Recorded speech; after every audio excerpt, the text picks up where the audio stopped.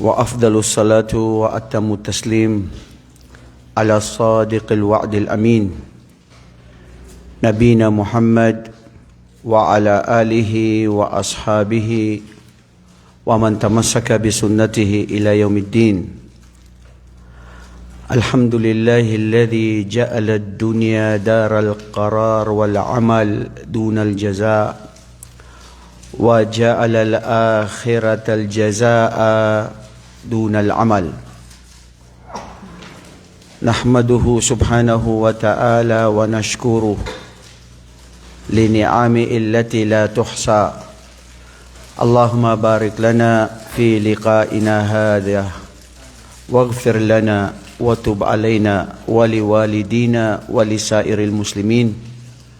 اللهم زدنا العلم واجعلنا من المخلصين ومن المقبولين يا أرحم الراحمين. أما بعد، السلام عليكم ورحمة الله وبركاته.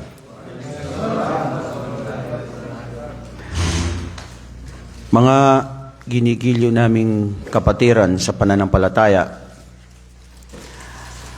nawa ang pagbati ng Islam na ito yung paghahangad ng kapayapaan, katahimikan ng bawat isa sa atin ay mapasa ating ngayong araw at sa lahat ng mga nakikinig o nanonood ngayon sa videong ito. Batid nyo ba na si Propeta Muhammad sallallahu alaihi wasallam ay mayroon siyang mga propesiya na kung tutunghayin natin ngayon, ang mga propesiyang ito ay siyang ating nasasaksihan. At ito rin ang matibay na ating paninindigan na si Propeta Muhammad sallallahu alaihi wasallam, nawa ang pagpapala at pagbati ng Allah ay mapasa kanya at yaong mga tao na tumahak ng kanyang katuruan, ay siya ay bilang isang propeta lamang. Hindi siya manghuhula. Ang mga manghuhula, kaya tinatawag na manghuhula kasi nanghuhula-hula lang, minsan tama, minsan mali, at nakikipag-ugnayan sa mga shayatin. Ngunit si Propeta sallallahu alaihi wasallam ay siya ay dumarating sa kanya ang wahi, ang mga revelasyon. Sinabi ng Allah sa Quran, wa ma yantiqu anil hawa innama huwa wahyu yuha. Si Propeta sallallahu alaihi wasallam ay hindi siya yaong nagsasalita na galing sa kanyang sariling kagustuhan, sarili niya, bagkus ito ay mga revelasyon na mula sa kanyang Panginoon na ito ay ipinababatid sa kanya. Minsan si Propeta sallallahu alaihi wasallam ay nasabi niya ang kaganapan kailan? Kung tutunghayan natin at bibilangin natin, 1,000 taon at 400 at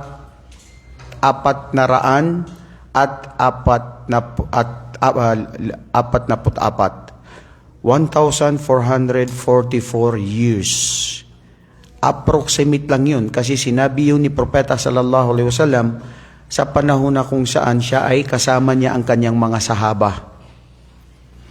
At dito, nung nasabi ni Propeta, bilangin nyo ngayon, ilang taon na, lumipas na ang more than 1,445 years.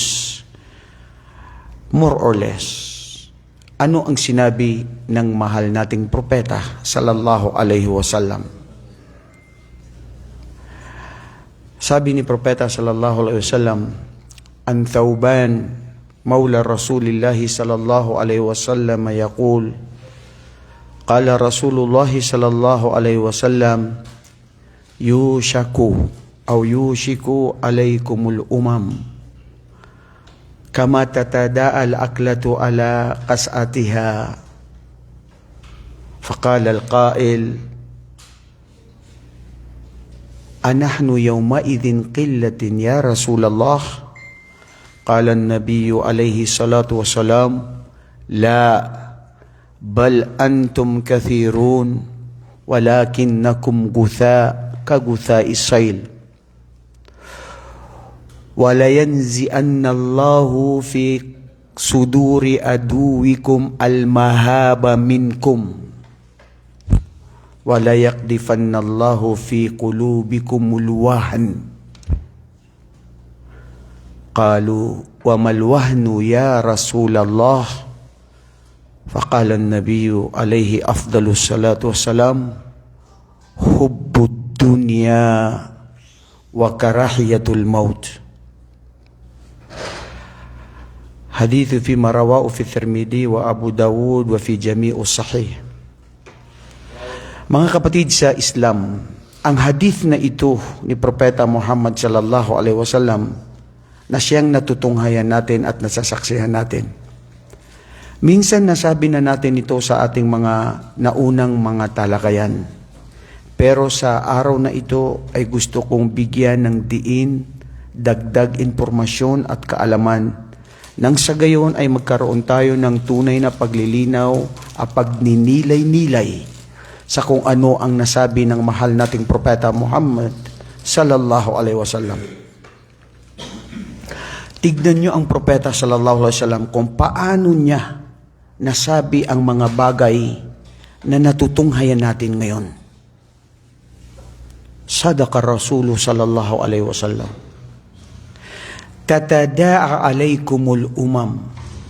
Tatada'a ay ipananawagan. Magtatawag-tawagan ang mga umam, ang mga nasyon. Napabatid pa yun ni Propeta Muhammad sallallahu alaihi wasallam. Gagawin ng mga nasyon ay magtatawag-tawagan sila. Halina kayo. Sumama kayo. Saan? Sa pagtatawag-tawagan nila para sa inyo na mga umam na mga kamusliman sa katulad ng pananawagan ng pagkain na nandito sa hapagkainan. Mga kapatid, pag tayo ay gutom, wallahi pag tayo ay gutom, minsan tayo ay nagiging makasarili. Gusto mo mauna ka sa pagkain na kung ano yung paborito mo. Pag nahuli ako, hindi ko ito nakuha, baka makuha ng iba. Gutom. Tignan nyo ang pagsabi dito ni Propeta sallallahu alaihi wasallam, pananawagan ng mga umam, ng mga nasyon, na sasabihin nila sa bawat isa sa kanila, halina kayo, nandirito ang mga pagkain na pinag-aagawa-agawan natin na dapat nating kunin, paghahati-hatihin na natin ito. Ang mga umam ngayon, ang mga nasyon, nananawagan sila sa pamumuno ng Israel, sa pamumuno ng Amerika, sa pamumuno ng Britanya, sa pamumuno ng Almanya. Lahat sila nagtatawag-tawagan, halina kayo, magkaisa na tayo dito sa isang grupo, nasyon o samahan ng mga kamusliman. Hati-hatiin natin ang kanilang mga lupa. Isang pagkakasala lang sa loob ng mahigit 47 years or 45 years more than that na ating pagkitil sa ating pagpatay sa kanila, pagkuha ng kanilang mga kalupaan, pagkakataon na ito'y oportunidad natin na sumali kayo ngayon. Sasabihin ng isang nagsabi, sugo ng Allah. Bakit po ba? Sa kapanahunan na yan, ang bilang ng mga kamusliman ay kakaunti lamang? Sabi ni Propeta sallallahu alaihi wasallam, la, marami. Mga kapatid, ang mga Muslim ngayon, more or less approximately at nadagdagan yan araw-araw, 1.7 or 1.8 billion around the globe.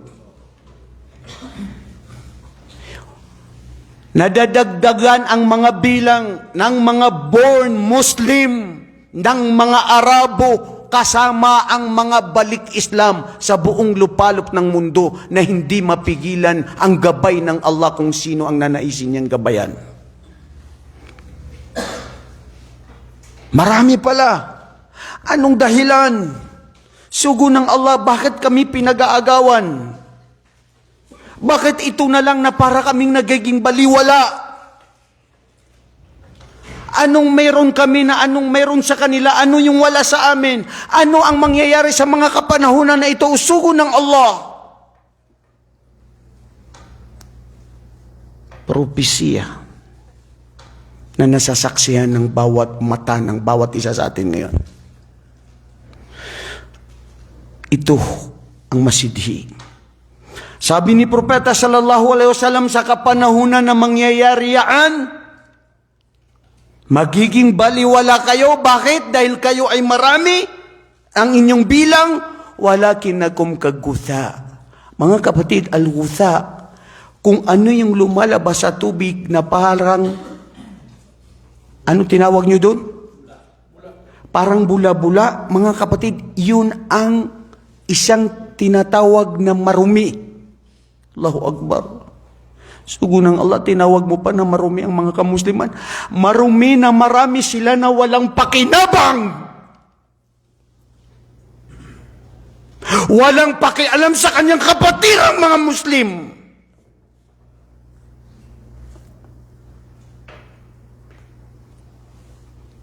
Natipon ang dumi na ang dami-dami na bula-bula na parang nawawala, na walang lakas.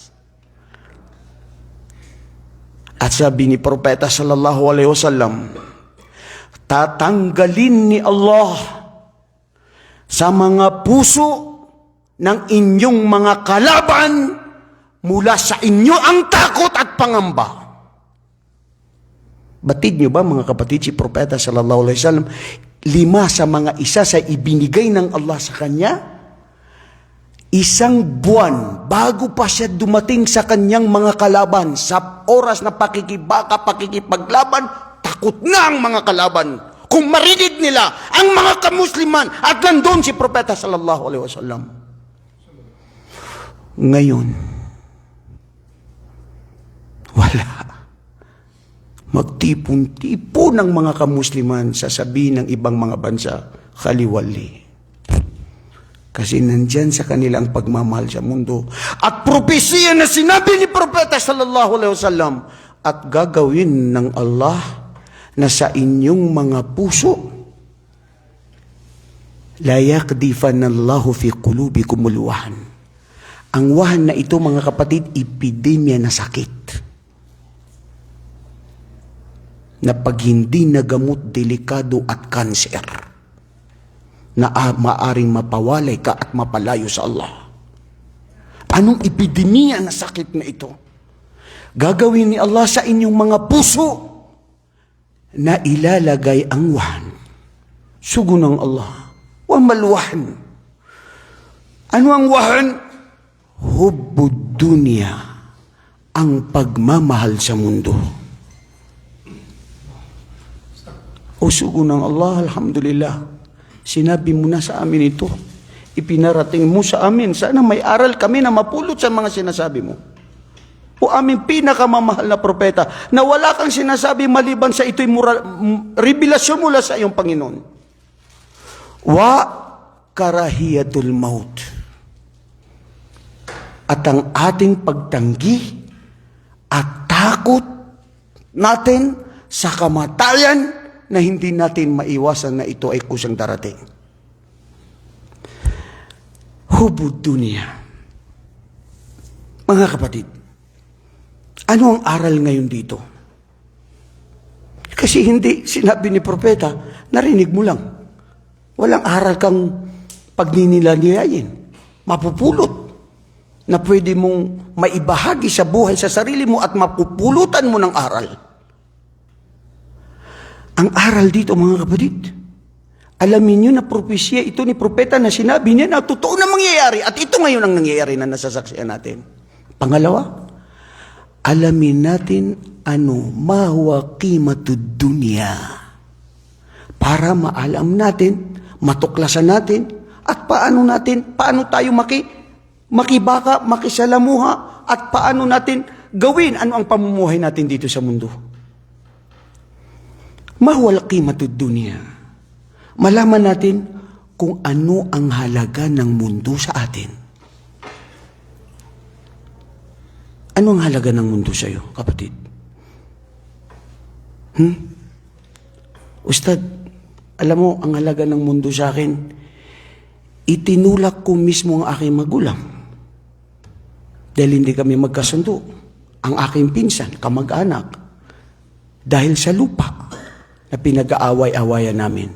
Hindi ko kinakausap ang magulang ko dahil siya ay unfair. Nagbigay siya ng marami doon sa kapatid ko. Ako hindi, na ako ay mas mahirap. Kaya maski anong mangyari, ang Allah na ang bahala na siya ang magbuhusga sa amin sa araw ng paghukom. Allahu Akbar, dahil sa dunya. Tinalikuran ko at hindi ko kakasapin ang aking magulang.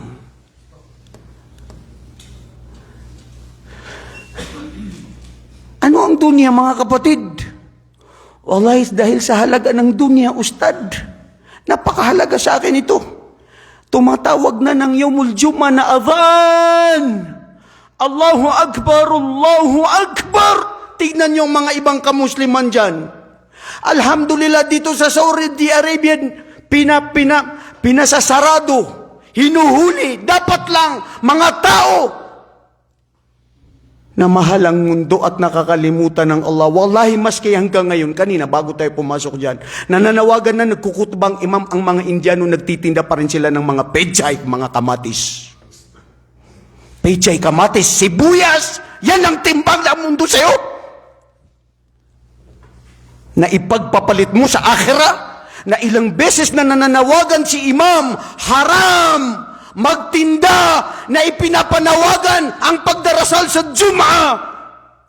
Pero nandyan pa rin kayo na nililinglang ninyo ang inyong buhay sa mundong ito. Ano ang halaga ng mundo?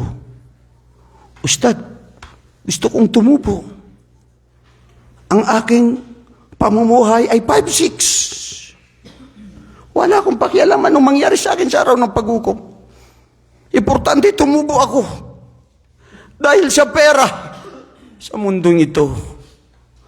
Wa mal hayatud dunya illa mata'ul ghurur.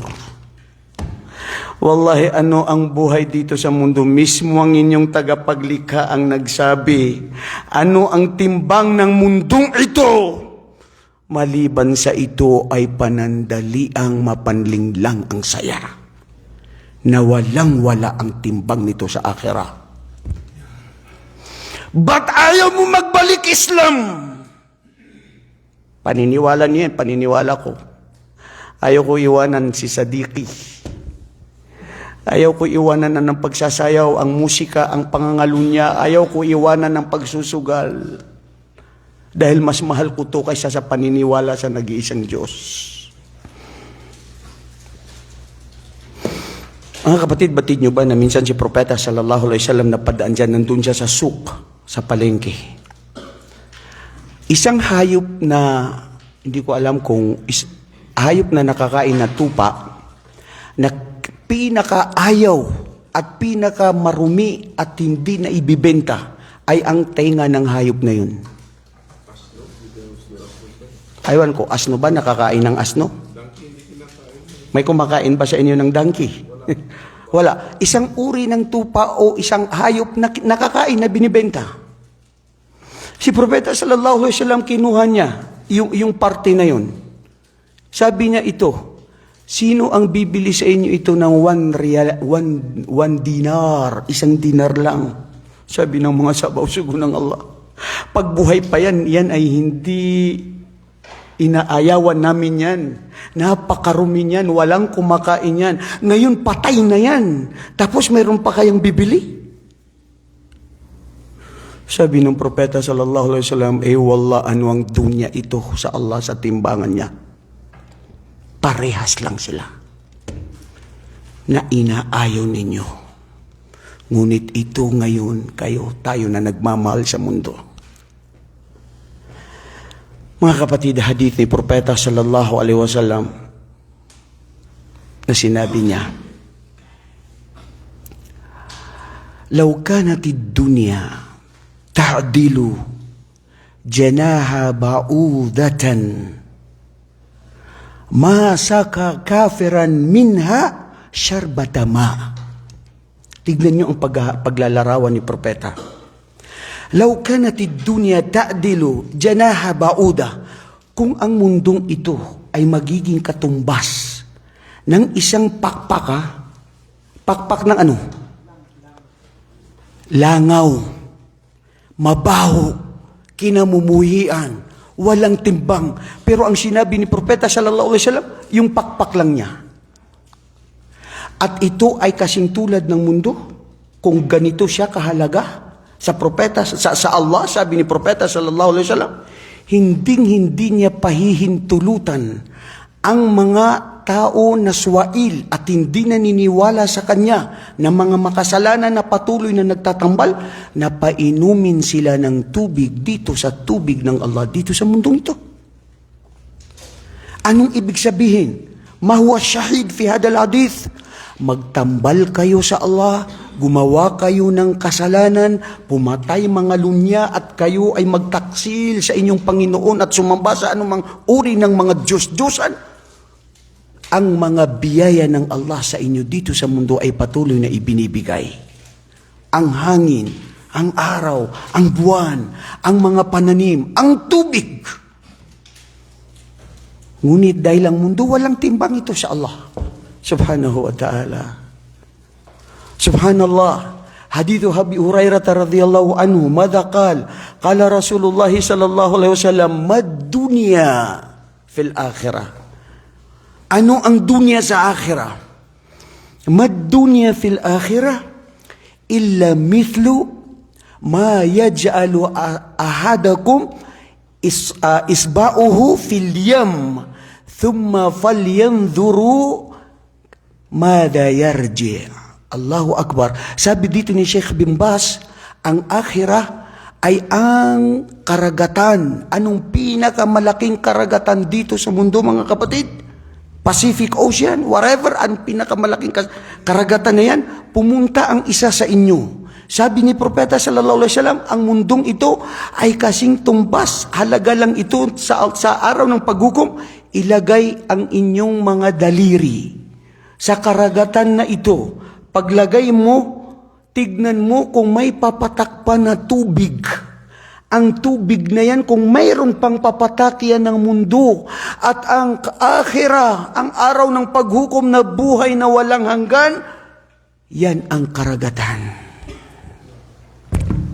What a small world. But still I don't know why we love world. Bakit ba mahal natin ang mundo?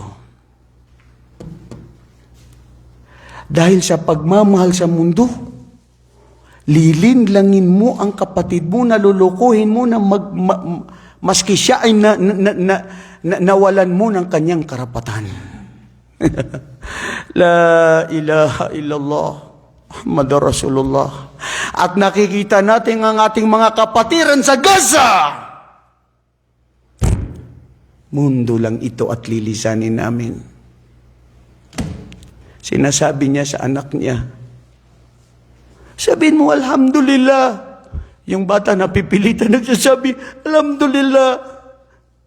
Nasaan ang kapatid ko? Nasaan ang nanay ko?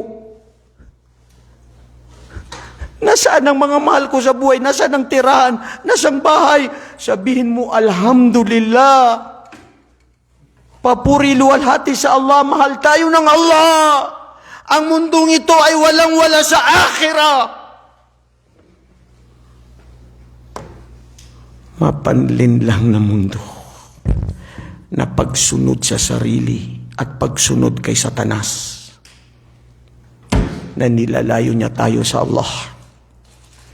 La hawla wa la quwwata illa billah. Pag-aagawan, nandirito na nakikita natin. Pagmamahal natin sa mundo, hindi maiwas-iwasan.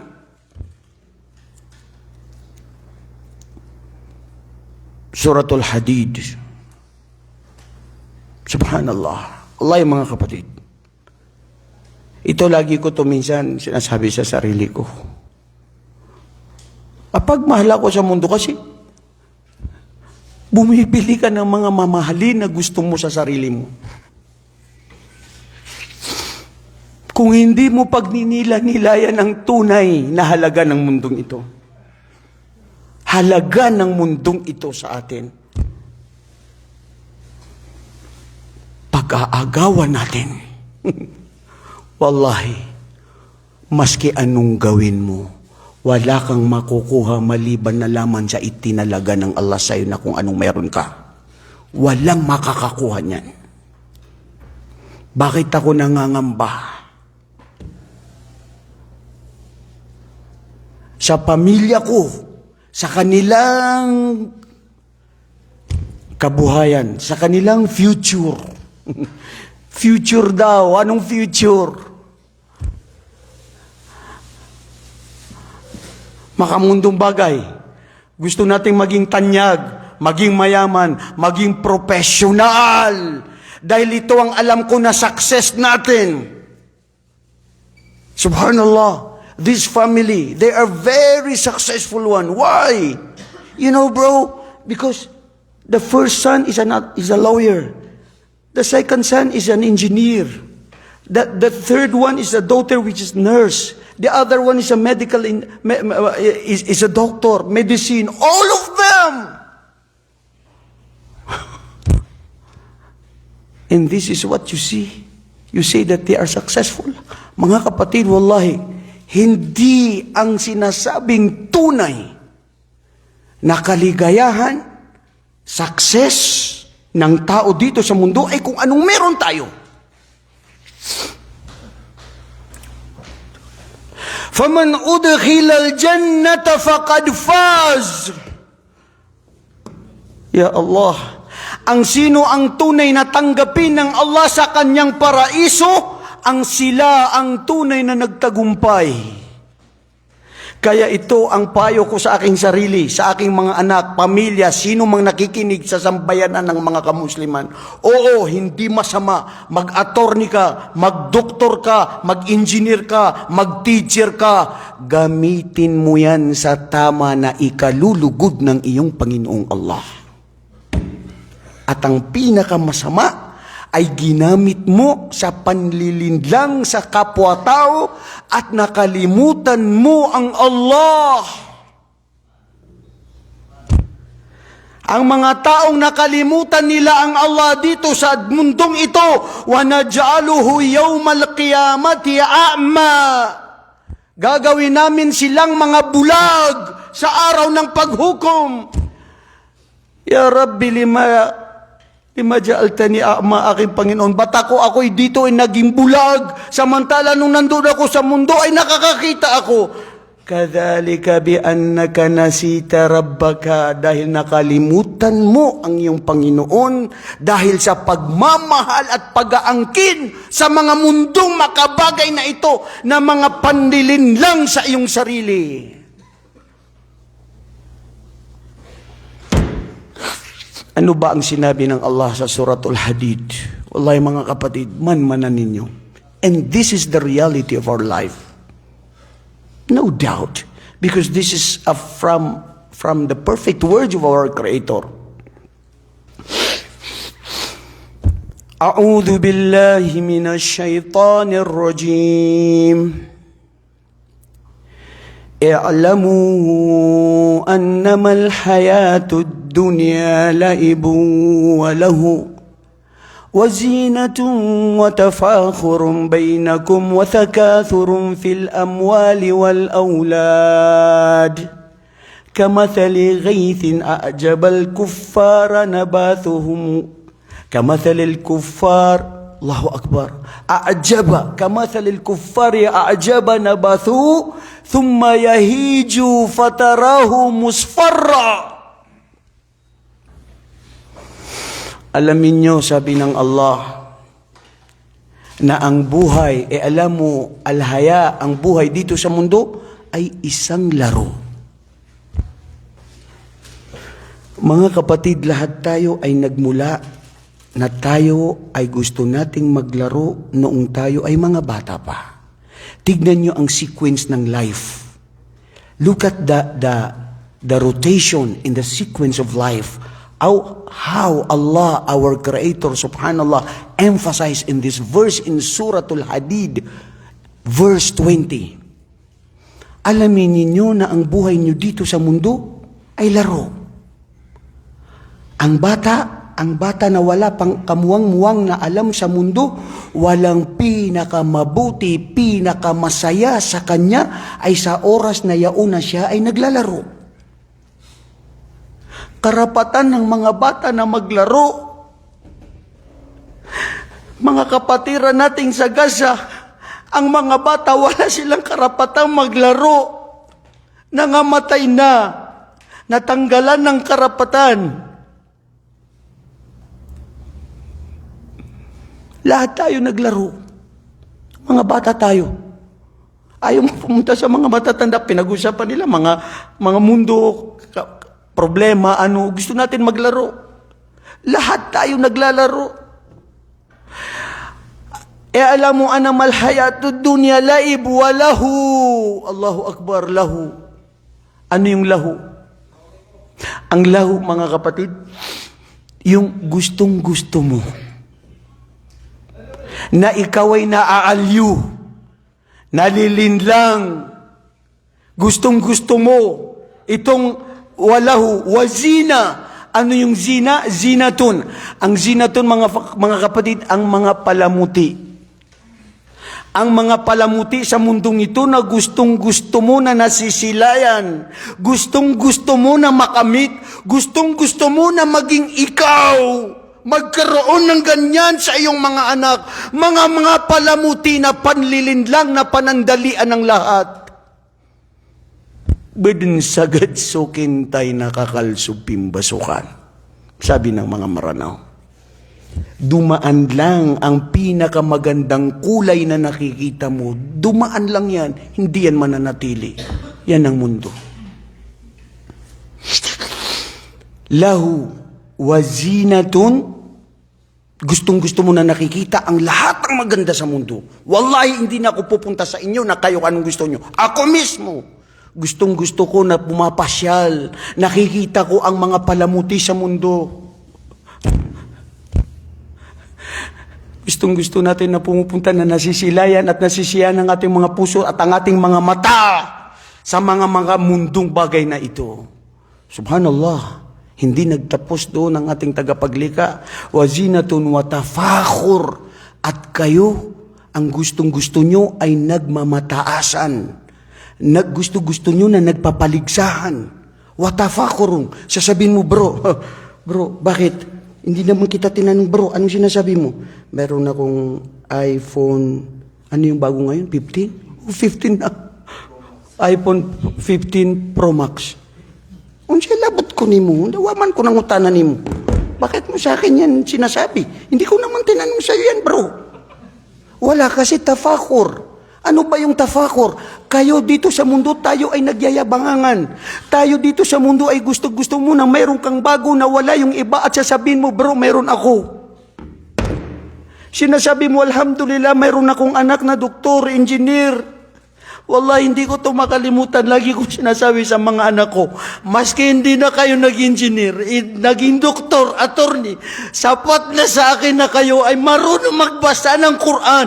Pagtutuunan ninyo ang pansin ng Quran, yan ang makakatulong sa inyo sa inyong libingan hanggang sa araw ng paghukom. Mundo, nalilisanin mo. Nangyari dito sa Gaza. Ilang buwan, tapos na. Nangyari sa amin sa Marawi. Ilang araw, tapos na. Ang mga yaman, ang mga titulo, ang mga alahas, ang mga pera, milyones ng mga Maranaw nasunog. Sinong kumuha? Mga sundalo, mga kawatan, mga tulisan. Isang araw lang, Ustad, nawala, oo. Kasi yan ang mundo. Bro, tayo, anong pinag-aagawan natin? Anong pinagpadigsa natin? Ngayon, kung mamatay ka ngayon, sige nga sabihin mo, millions, katagya, katanyagan, lahat. Pero mamamatay ka pala ngayon, is faida. Mafi faida, sabi ng mga Arabo. Tafakhur, ya Allah, wallahi totoo yan. Reality. Nagmamalakihan tayo. Nagyayabangan tayo. Ano ba tawag dun sa exactly na Tagalog na yun? Yung tafakhur. O yun, tama, malapit. Nagmamalakihan tayo na meron ako. Hindi pa doon. Nagmamataasan. Nagpapayabangan. Si Samranaw na ditano di mangangarig. Ranaw no to, ha? Ditano di pangangarig surakatano. Madakla ko'y trakagwalay, agugiyagya maned. Pero hindi nagtapos doon ng Allah. Sheikh Ali Janaban, anong sinabi ng Allah? وَتَفَاخُرٌ وَتَكَاثُرٌ fil amwali wal aulad. Ya Allah, Allahu Akbar, totoo ito. Watakathur, pagmamaramihan ng alin? Ng mga kayamanan. And this is the reality. Why we are here in Saudi Arabia. Gusto na rin natin maipabilang sa mga mayayaman. Nag-abroad ka nga, umuwi ka, tiway, wala. Hindi mo pa nakuha yung sweldo mo. Umuwi ka, pinagtulungan ka pa ng mga kapatid mo. Bakit? Gusto mo yumaman, bumili ng lupa, ganyan. Ano? Umuwi ka, wala. Kung ano lang binigay sa'yo ng Allah.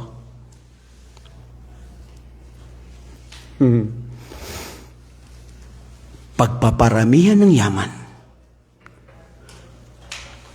And normal. Ako, sa kumpanya ngayon, may nag-offer sa akin ng ibang kumpanya na secretarial work. Kung malaki ang sweldo, kukunin ko. Bakit? Ito ako. Gusto ko ng dagdag. Gusto ko ng marami. Gusto ko ng pera. La hawla wala quwwata illa billah. Mga kapatid, kinakausap na natin mismo sarili natin ngayon. Huwag ka na tumingin sa iba. Magkakasala pa tayo. Huwag na tayo mag-judge sa iba. Sarili mo na lang ang i-judge mo, ilitis mo sarili mo bago ang iba. Hindi itatanong ng Allah sa'yo na maging pakialamero at anong pakialam mo dun sa mga ibang tao. Sarili mo ang pakialaman mo. Ano ang ugnayan mo sa Allah? Watakathurun fil amwal, sa yaman. Wallahi, nagyayabangan tayo ng sinong may mayaman. At sa kapanahunan natin ngayon, Allahu Akbar, astaghfirullah. Minsan pa sa mga kabataan, ang iba sa kanila, uy, dun ka mag-asawa, ro ka pangaruma. Ngayon, wata na nagubernur, wata ang mayor. Yung anak ko, gusto ko dun siya makapangasawa dun sa mayaman. Bakit? Gobernador, mayor, BIR, influensya lahat. Akala mo yun ang success ng anak mo? At tanang ikaw, di ka bumanamar na wala. Nakakahiya rin kung ikaw ang gusto mo na ipakasal. Wala, isa sa kwento sa hakim. Kanino yun? Nakakamanga. Isang hakim, isang maalam na scholar, ang anak niyang babae, napabalitaan ng isang hari, na may anak itong babae, gusto niya ng isang ulama, ang anak niya mapangasawa ng isang anak ng ulama. Ang hakim na qadi na yun, sabi niya, hindi ako papayag. Sino? Hindi ka pumayag, ang anak mo magiging asawa ng isang hari? Hindi ako papayag, sabi ng qadi. Mundo yan eh. Sino? Ang nahanap niya ang isang tao na mahirap, ngunit may takot sa Allah. Dahil ang lahat ng karangyaan mawawala yan. Ang pinaka-importante sa anak ko ay siya ay magiging mabuti sa kanyang asawa, na may takot sa Diyos ang kanyang asawa, na hindi gumagawa ng haram. Dahil sa mundo nilinlang siya. Watakathurun fil amwal wal aulad, at pagpaparami ng mga anak. Tignan niyo mga kapatid. Nagsimula ang Allah sa laro. Maliit ang bata, naglalaro. Medyo nagkaedad, naging 16 years old, 15 years old, na wala na sa paglaro. Wala ka na makita na 15, 20 years old na naglaro. Maliban sa basketball, wala problema, anak, ay pangpalakas siya ng katawan. Pero yung naglalaro ka ng mga maliliit na mga bagay-bagay, pag naglaro ka na ganyan ng edad mo, ihaya, sasabi ng tao, kuwan ka, buang. Di ba? Ngayon, mga kapatid, pero pag nandoon ka na sa edad na malaki ka na at nagkaroon ka na ng pamilya, ngayon, ang hangarin mo ay hindi na paglalaro. Gusto mo dumami ang iyong yaman. Di ba? Napunta tayo dito sa abroad. Gusto mo bumili ng maraming kotse, lupa, bahay. Bakit? Kasi para malaman ng mga kaibigan ko, mga kamag-anak ko, narigari naman, gear ka. Ito meron ako. Subhanallah. How Allah subhanahu wa ta'ala hakim. Alam niya kung ano tayo. Kasi nilikha niya tayo eh. Subhanallah. Mga kapatid, ano ang mundong ito? Kumbaga, pupunta ka sa isang tao na nagtitinda ng kotse. Dalawang kotse, kulay itim at saka kulay puti. Sasabihin ng tao na may-ari ng kotse na yun, na siya ang gumawa at siya ang may alam, sabi niya, kunin mo itong itim, kasi ito okay sa iyo ito, matibay ito, gagarantiyan ko. Sabi ng tao, hindi, gusto ko yung puti. Mas gusto ko yan. Sinasabi sa atin ng Allah, ang mundong ito ay laro, ang mundong ito ay mapanlinlang, huwag kayong mabighani, huwag lahat ialay nyo sa mga kamunduan. Yun pa rin ang gusto natin at kinakalimutan ng akhirah. At pagpaparami ng mga anak. La hawla wala quwwata illa billah. Nagpaparami ng mga anak, hinahanap ng bawat isa. Kaya yung mga iba na rin gusto magduwaya-duwaya para maparami ang anak, maparami ang mga asawa. Na kung hindi mo mabigyan ng oras, hindi mo mabigyan ng tamang karapatan ng iyong mga asawa at mga anak, wallahi paglilitis na mahirap sa araw ng paghukom.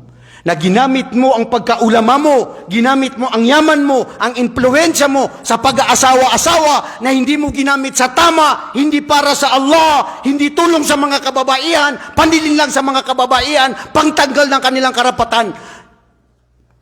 Mas delikado ang buhay mo, kapatid.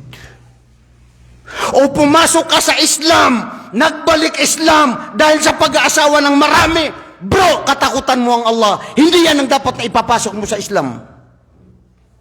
Na maraming mga babae na nagiiyakan, iniwan mo, pinang-asawa mo, wala, hindi mo binigay ang kanilang mga karapatan. Yun ba ang pag-uutos ng Allah? Nagawin mo kung ano makakapahamak sa'yo?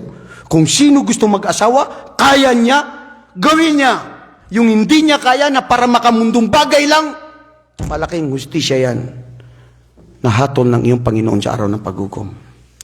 وَتَكَاثُرٌ فِي الْأَمْوَالِ وَالْأَوْلَادِ.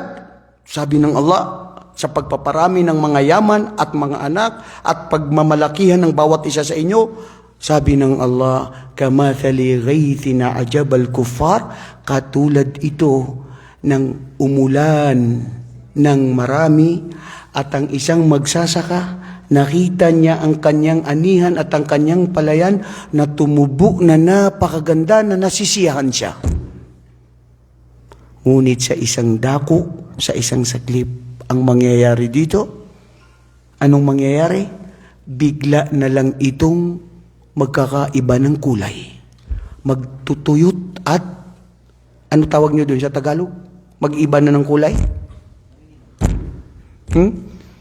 Fatarahu musfarra. Makikita mo siya na wala ng silbi. Yung mga gustong-gusto mo na nakikita ng mga bulaklak na magbibigay sa'yo ng ligaya sa kasiyahan sa iyong mata, dahil ito ay nagtuyo na at hindi na napakinabangan at nalanta na.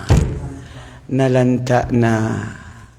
Pag nalanta, unsya pa'y tunay pa kay diyan yung maranaw. Pag nalanta na, ano nang papakinabang? Ilabay. Ilabay sa basura. At yan ang mundo, mga kapatid. Wallahi, tandaan ninyo. La ilaha illallah Muhammad Rasulullah. Pinaguna-unahan natin. Hindi ko sinasabi na ayaw mo natin ng mga, hindi, gusto natin yan, normal yan. Pero ang tama, na wais na Muslim, gamitin niya sa tama. Mag-attorney ka, mag-doktor ka, maging teacher ka, maging ulama ka, lahat. Lahat tayo ito. وَذَلِكَ فَضْلُ اللَّهِ يُؤْتِهِ مَن يَشَاءُ. Ito ang mga biyaya ng Allah na ibinigay sa bawat isa sa atin na iba-iba. Pero yung mga ibinigay sa atin ng Allah, gamitin natin sa tama. Sa ikalulugod ng Allah, para sa iyong kabuhayan, para sa iyong sarili. At yun ang Muslim. Hubbud dunya, mga kapatid. Pangalawa, anong sinabi ng propeta para malaman natin ang halaga? Wa karahiyatul maut. Kanina, binabanggit dito ni Sheikh Ali Janaban ang pagtungkol sa paglibing sa isang tao, sa kamatayan. Anong mga aral na tututunan natin sa kamatayan, mga kapatid? Kailan ba yun? Nung isang araw? Isang araw yata.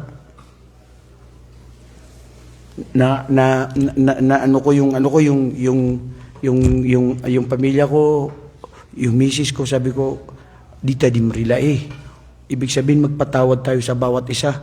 Mundo ang ating inaano, pero hindi natin alam ngayon, mamaya mamamatay tayo. Sabi niya, wallah. Totoo yun, mga kapatid.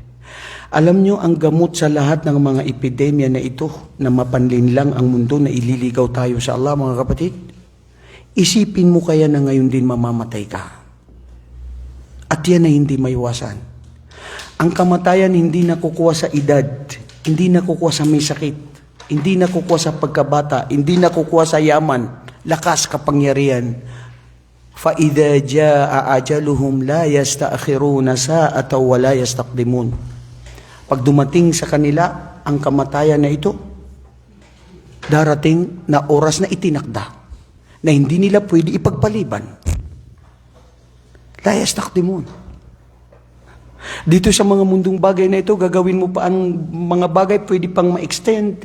Pwede pang tatanggal ka na sa kumpanya, kakausapin mo yung boss mo, Sir, meron pa akong anak na nag-aaral dito sa Pinas.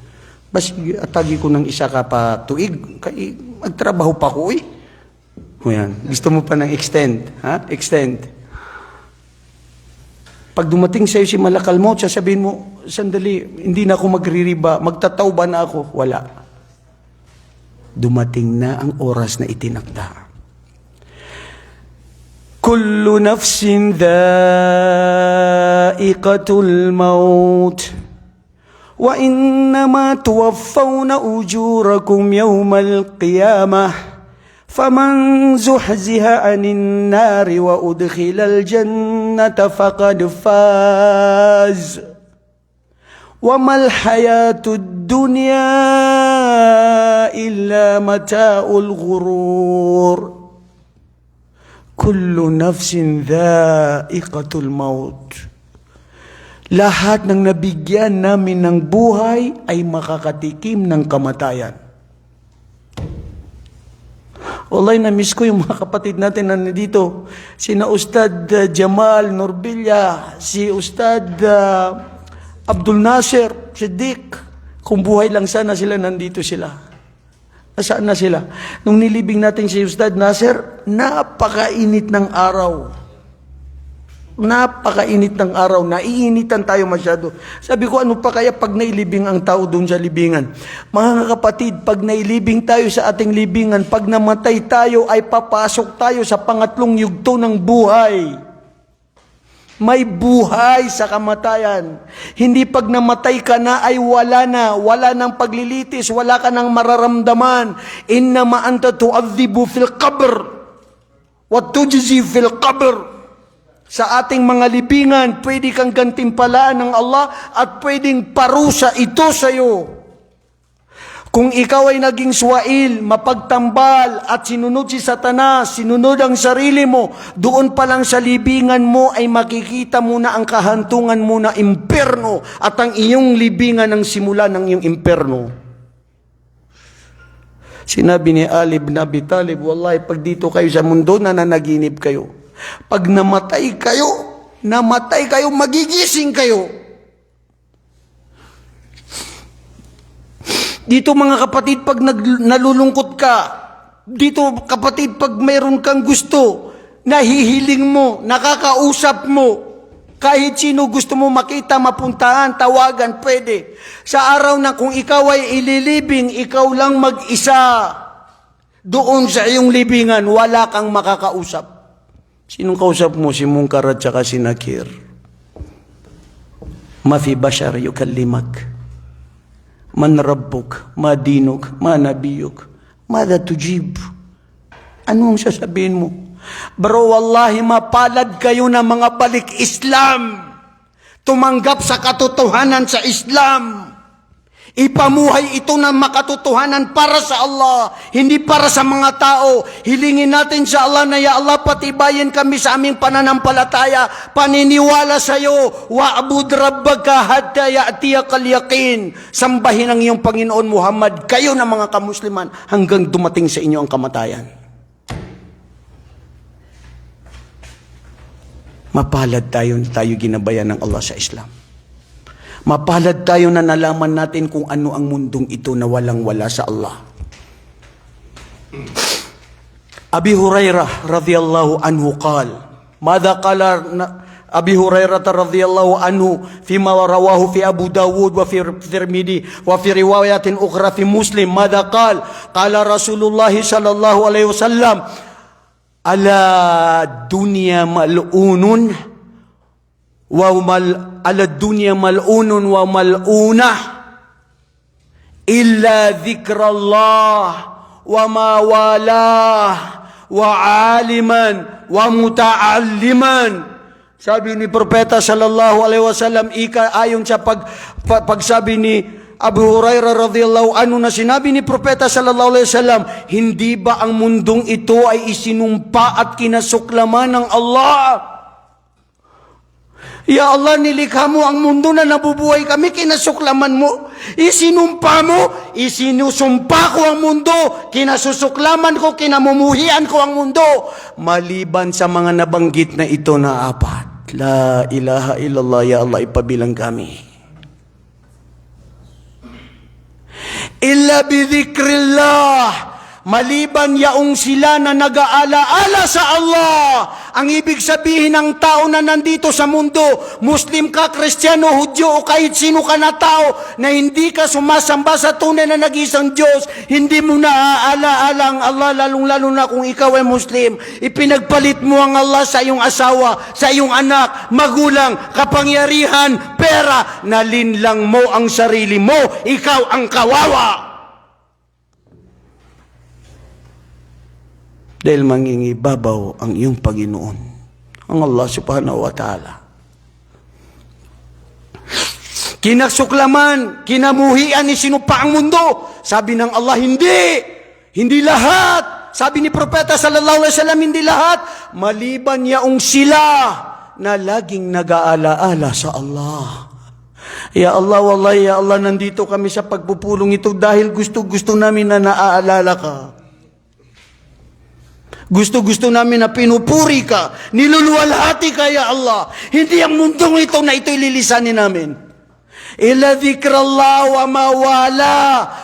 Sabi dito ni Sheikh bin Baz, wa mawala ta'atullah wa amalu salih. Allahu Akbar. Maliban niyaong sila na naaalaala nila ang Allah at sila yung mga tao na gumagawa ng pag-uutos ng Allah. Baliktarin mo mga kapatid, kung hindi mo naaalaala ang Allah at hindi ka sumusunod sa kanyang mga pag-uutos at hindi ka gumagawa ng mga gawaing mabuti, ikaw ang pinakamasama at kasama ka doon sa kinasuklaman at isinumpa ng Allah dito sa mundo. Hadith yun ng Propeta sallallahu alaihi wasallam. Wala kang utang na loob. May hangin, araw, buwan, mayroong tubig, may yaman, lahat ng mga nilikha ng Allah para sa tao, purihin ng Allah, luwalatiin, sambahin ng Allah, pagpasalamatan. Anong ginagawa mo? Nagtatambal sa Allah at hindi naniniwala sa Kanya. Masaklap. Nililin lang tayo ng mundo, kapatid.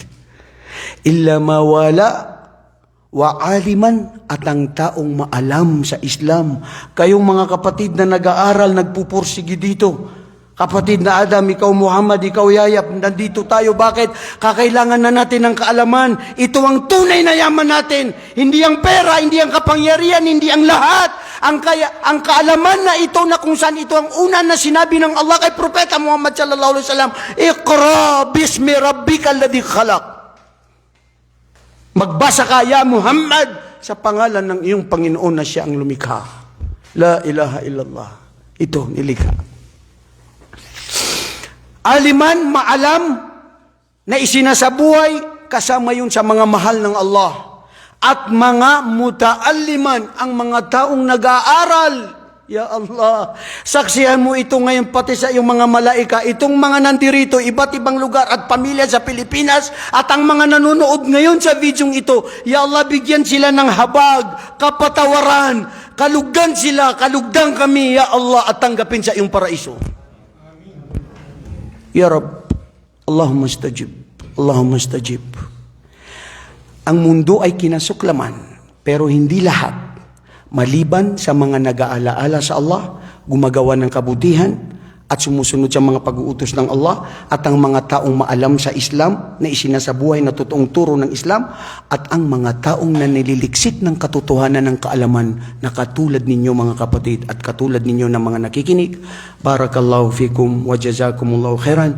As'alullah subhanahu wa ta'ala an yaj'alana minal maqbulin wa minal mukhlisin wa minal haula'i alladhina jahadu fi sabilih. Ya arhamar rahimin, ya Allah, kalugdan kami, patawarin kami sa aming mga kasalanan, at ang aming mga kapatiran sa Palestine, lalong-lalo na sa Gaza, at ang mga Muslim na dumadaan ng mga hirap sa kanilang buhay at ang may mga sakit, ya Allah, pawiin ito sa kanila, gantimpalaan sila dito sa mundo, lalong-lalo na sa araw ng paghukom. Huwag gawin ang mundong ito ang siyang mangingibabaw na mas mahal namin kaysa sa araw ng paghukom. Ya Allah, gawin kami ng aming mga dila at aming mga puso ay laging nag-aalaala, pumupuri at lumuwalhati sa iyo.